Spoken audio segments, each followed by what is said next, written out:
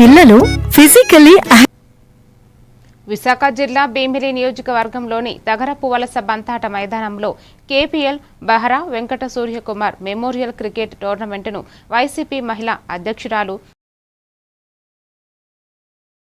ప్రారంభించారు.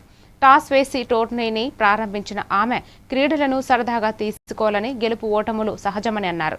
తన సోదరుడు వెంకట్ సూర్యకుమార్ క్రీడలపై ఎంతో మక్కువ కలిగిన వ్యక్తి అని గుర్తు చేస్తూ ఆయన జ్ఞాపకార్థం ఈ టోర్నీ నిర్వహించడం జరిగిందని ఆనందంగా ఉందన్నారు. ఈ టోర్నీలో 5 జట్లు పాల్గొనగా ఆదివారం విజేతలకు బహుమతులు అందజేయనున్నట్లు తెలిపారు.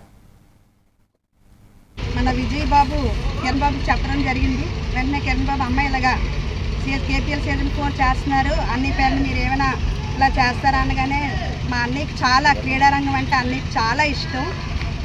ఎర్లీ మార్నింగ్ లేచి 2 అవర్స్ షటిల్ ఆడి ఇంటికి వచ్చేవాడు. సడన్గా ఇదైపోవడం జరిగింది. వాడి పేరున ఇది నేను స్పాన్సర్ చేస్తున్నాను.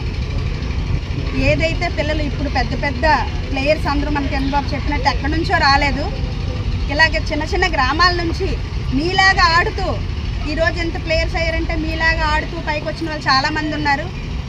అదే ప్రోత్సాహంతో మీరందరూ కూడా బాగా ఆడి మన తగరపు వలసకి మంచి పేరు రావాలని నేను కోరుకుంటున్నాను. అలాగే గెలవడం గెలుపోవటములు మన చేతుల్లో లేదు. ఎవరో ఒక్క టీమే గెలవడం అనేది జరుగుతుంది. అలాంటప్పుడు మాత్రం చాలా స్పోర్టివ్గా తీసుకోండి. సరే ఇప్పుడు వాళ్ళు గెలిచారు, రేపు అది మనం గెలుస్తాము, ఇంకా మనం బాగా ఆడాలి అని స్పోర్టివ్గా తీసుకొని మీరందరూ ఆడండి. ఏది కూడా ఏ గొడవలకి అది వెళ్లకుండా అందరూ చక్కగా ఆడి మళ్ళీ